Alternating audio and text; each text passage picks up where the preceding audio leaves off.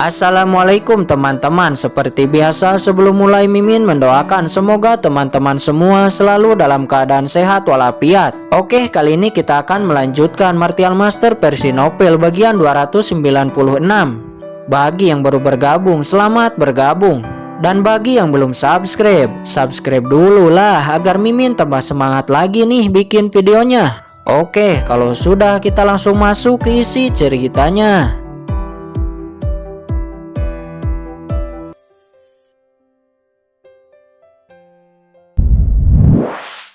Maka kita dapat mengambil tindakan dan membunuhnya di sana, kata Molly. Tuan muda memang benar, kata Yue Lengchan. Kemudian Molly, Yue Lengchan dan dua orang lainnya pergi dari sana. Di sisi lain, di pavilion rahasia surgawi, Diaken yang menjadi wasit kompetisi memberikan catatan hasil kompetisi dan juga melaporkan semua yang terjadi. Apa kamu bilang? Master Raja Obat sangat menghormati anak itu, kata Tuan Pavilion Rahasia Surgawi. Dia sangat penasaran dengan identitas Qingchen. Yah, Tuan Pavilion, itu memang benar. Lalu Tuan Pavilion, apa yang harus kita lakukan sekarang dengan dinasti Qian? Kata Diaken itu. Itu kesalahan dinasti Qian sendiri yang tidak mampu dan dikalahkan. Kita sudah memberinya kesempatan. Pavilion Rahasia Surgawi kita tidak boleh berpihak. Jadi lanjutkan saja hasil kompetisinya, kata Tuan Pavilion Rahasia Surgawi. Baiklah Tuan, kata Diaken itu dan pergi dari sana. Siapa sebenarnya anak itu? Apakah mungkin hanya karena asal Zhou Qimping yang berasal dari Pavilion Langit Utara? Master Raja Obat memihaknya. Dan Pavilion Cendi, kekuatan apa itu yang akan didirikan? Menarik, kata Tuan Pavilion Rahasia Surgawi di saat Diaken sudah pergi. Scene berpindah kepada kelompok dinasti Dawei. Pada saat ini mereka telah sampai ke rumah mansion dinasti Dawei. Tuan Muda Qin, apakah kamu tinggal di tempat kumuh ini? Lebih baik pindah ke taman obat saya, kata Master Raja Obat di saat melihat tempat tinggal dinasti Dawei. Terima kasih atas niat baik Master Raja Obat, kata Qingchen. Kemudian Qingchen dan Master Raja Obat masuk ke sebuah ruangan. Saya tidak menyangka tidak perlu 1 bulan jiwa Master Raja Obat telah membaik, kata Qingchen. Ini semua karena resep yang kamu berikan. Jika tidak, saya khawatir saat ini saya masih menggunakan arai 9 obat yang tidak berguna itu, kata Master Raja Obat. Dia sudah menggunakan arai 9 obat selama bertahun-tahun, tapi jiwanya tidak pernah membaik. Namun dengan resep dari Qingchen hanya dalam waktu yang singkat, jiwanya telah banyak membaik. Rencananya dalam waktu 1 bulan ini saya akan memberikan teknik penyembuhan jiwa kepada Master Raja Obat. Tapi karena jiwa Master Raja Obat telah banyak membaik, maka sekarang saya akan memberikan teknik penyembuhan jiwa kepada Master Raja Obat, kata Qingchen. Apakah saya tidak salah dengar? Kata Master Raja Obat. Saya bilang saya akan memberikan teknik penyembuhan jiwa sekarang. Apakah Master Raja Obat tidak senang? Kata Qingchen seraya sedikit tersenyum. Wajah Master Raja Obat sangat senang. Kalau begitu bersiaplah, kata Qingchen. Kemudian teknik ilahi Qingchen menembak dan langsung menusuk ke dalam pikiran Master Raja Obat.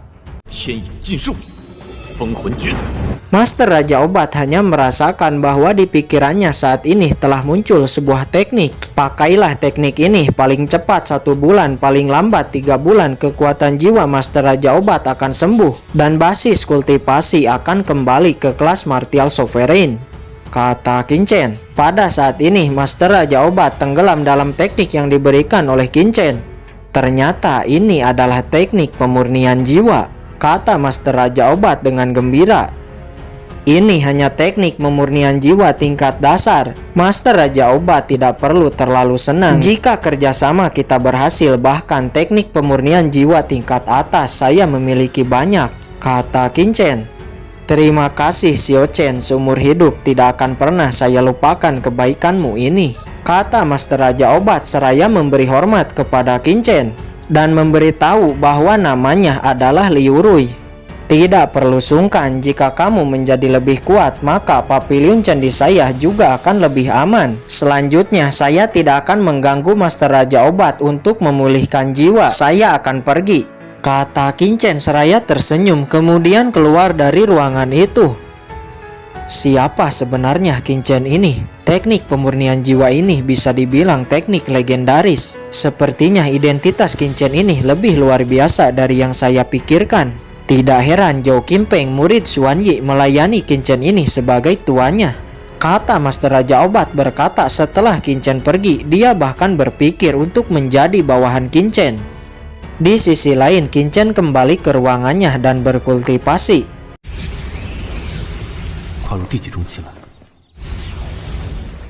Waktu pun terus berlalu. Singkat cerita, pagi telah tiba. Dan di pagi yang cerah ini, alam rahasia iblis surgawi akan dibuka.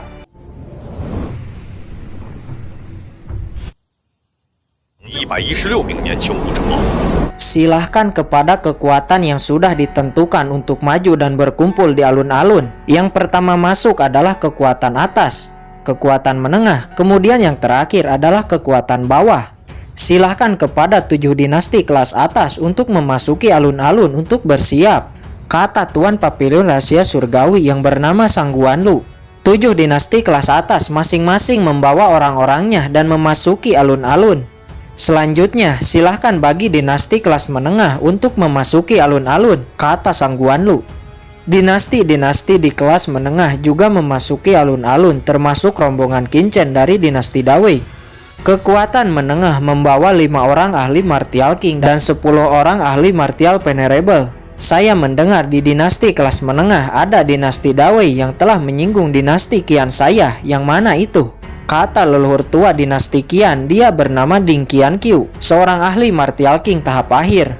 Leluhur tua, itulah mereka, kata seseorang di sisinya seraya menunjuk ke arah Qin Chen dan lainnya. Ding Qianqiu memandang dingin ke arah Qin Chen, Liu Tai dan yang lainnya. Merasakan tatapan dingin dari Ding Qianqiu, wajah Liu Tai dan lainnya nampak panas dan serius. Jangan khawatir, dinasti Qian tidak akan berani melakukan apapun di sini, tapi di dalam alam rahasia iblis surgawi mungkin mereka akan mengambil tindakan. Saat itulah kita harus waspada, kata Qin Chen. Mengapa kalian berjumlah 18 orang? Kata penjaga yang bertugas memeriksa dari Papilion Rahasia Surgawi. Mereka bertiga perwakilan dari Papilion Cendi sebagai kekuatan bawah. Kalau begitu, kalian bergabunglah dengan kekuatan bawah, kata orang Papilion Rahasia Surgawi yang bernama Bu Sun. Kemudian budak hitam Jiang Yin dan Ling Tian mundur ke belakang. Setelah semua dinasti kelas menengah memasuki alun-alun, sekarang giliran kekuatan bawah untuk memasuki alun-alun. Namun di saat budak hitam Jiang Yin dan Ling Tian ingin memasuki alun-alun, mereka dilarang masuk karena dianggap melanggar aturan. Dan juga Ding Qianqiu dari dinasti Qian tidak menganggap Papilion Cendi sebagai kekuatan bawah dan terus mencibir. Bajingan tua, diamlah, kata Qin Chen kepada leluhur tua dinasti Qian, Ding Qianqiu. Sontak hal ini membuat Ding Qianqiu marah dan langsung mengeluarkan auranya dan menekan kelompok dinasti Dawei. Untungnya tiba-tiba Master Raja Obat muncul dan berkata, siapa yang berani menahan Papilion Cendi, kekuatan yang saya rekomendasikan. Setelah Master Raja Obat datang, budak hitam Jiang Yin dan Ling Tian perwakilan Papilion Cendi masuk ke alun-alun tanpa ada yang berani menghentikannya. Kemudian Master Raja Obat berkata kepada Ding Qianqiu, jika kamu berani melakukan sesuatu kepada orang-orang dari dinasti Dawei di dalam alam rahasia surgawi, percayalah setelah kalian keluar, saya akan menuntut balas kepada dinasti Qian Anda sampai ke akar-akarnya, kata Master Raja Obat memperingatkan. Mendengar ini, wajah orang-orang dari dinasti Qian nampak menjadi sangat marah, namun tidak ada yang berani melakukan tindakan. Pada saat ini, portal untuk memasuki alam rahasia surgawi telah terbuka. Namun semua orang terkejut di saat melihat lubang portal yang nampak lebih kecil. Kemudian Sang Guanlu mengeluarkan sebuah kompas dan memeriksa. Tiba-tiba wajahnya pucat. Bagaimana ini mungkin? Gumam Sang Guanlu. Kemudian Sang Guanlu berkata kepada semua orang, semuanya, alat saya mendeteksi bahwa alam rahasia iblis surgawi telah dibuka oleh seseorang 18 tahun yang lalu di arah barat laut negeri 100 dinasti. Semua orang sontak terkejut. Barat laut, bukankah itu lokasi dinasti Dawei? Tapi 18 tahun yang lalu tidak ada kejadian apapun, gumam Liu Tai. Lalu bagaimana? Kata leluhur dinasti Tang yang bernama Li Xuanji bertanya. Saya khawatir sekarang hanya 80% dari kalian semua yang bisa masuk ke dalam, kata Sang Guanlu.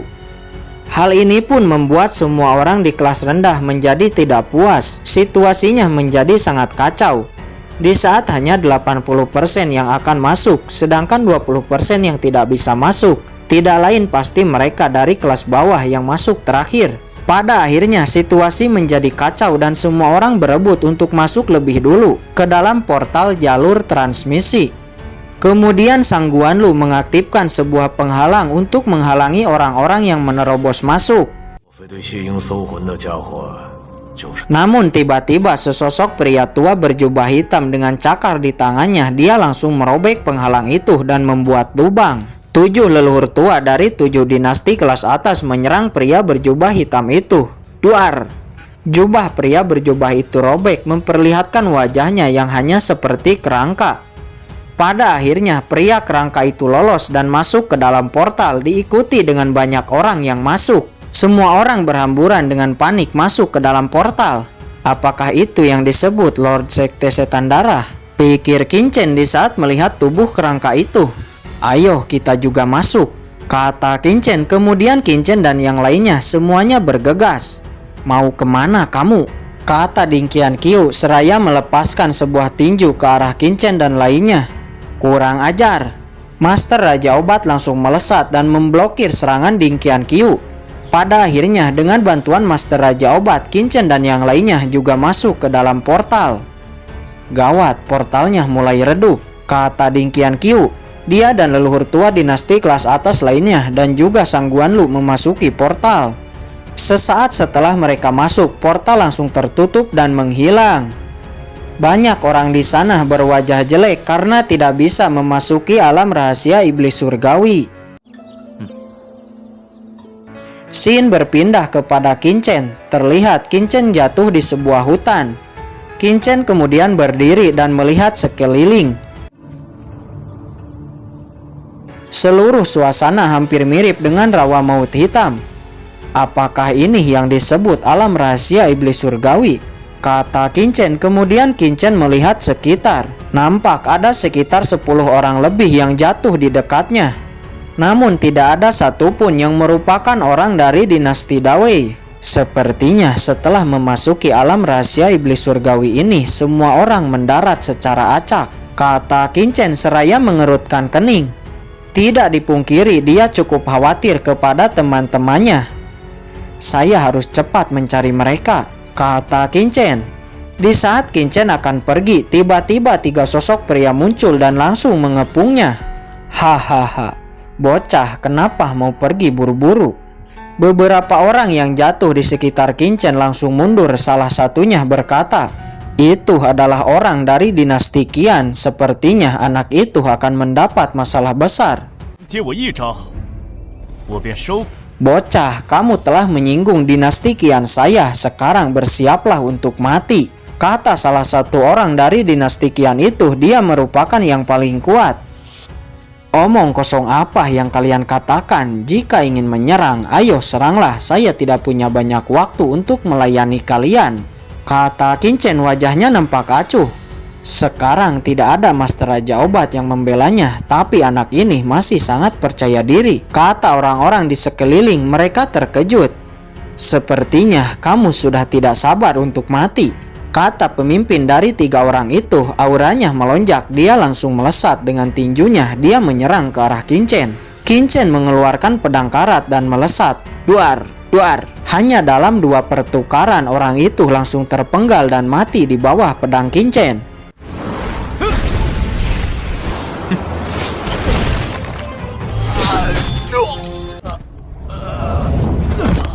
Wajah 2 orang lainnya nampak panik dan ketakutan. Gawat, kakak sudah mati, kata 2 orang itu. Tanpa ragu, kedua orang itu langsung berbalik lalu melesat pergi. Ingin pergi? Siapa yang mengizinkanmu?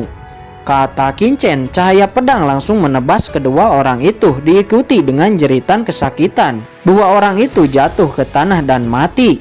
Sekitar 10 orang di sana nampak terpukau. Tidak menyangka Kincen memiliki kekuatan seperti itu. Bahkan 3 jenius teratas dari dinasti Qian dengan mudah dibunuh. Sepertinya kejeniusan anak ini lebih dari yang saya bayangkan. Siapa lagi di sini yang memiliki keluhan dengan saya? Kata Kincen kepada 10 orang itu. Semua orang hanya terdiam, tidak ada yang berani berbicara. Melihat itu, Kincen kemudian bersiap untuk pergi. Namun di saat Kincen akan pergi, seorang wanita cantik tiba-tiba berkata, "Saudara Qin, saya sangat terpukau dengan kekuatan Anda. Saya takut berjalan sendiri. Bisakah saudara Qin membawa saya? Jika saudara Qin mau melindungi saya bersedia melakukan apapun untuk saudara Qin." Kata wanita cantik itu. Dia bernama Ni Xuangxuang. Dia seorang jenius dari dinasti Daxing.